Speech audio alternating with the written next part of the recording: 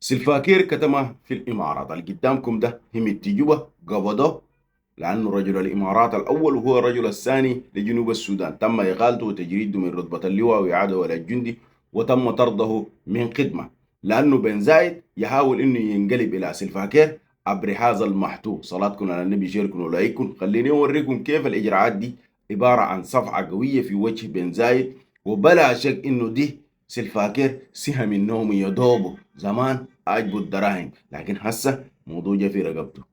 سلفاكير باستخبارات العسكرية بتاعته صحيحين، ولقوا الناس ده دارية يتخطبوا قال نفطر به. أول حاجة أقال نائب الرئيس بتاعته بنجامين بول اللي قدامكم ده، وجرده من جبيه الرطب بتاعه وعافاه من جبيه مناصبه ويدعه كإقامة جمرية، والزول ده نسيبه طبعا.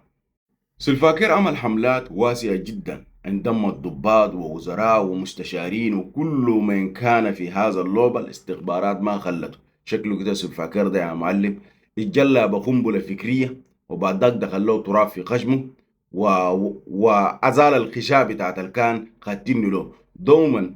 كما كررنا تظل الحكومات تقديرات خاصة في حسابات قتلاه تدركها الجهات الخارجية.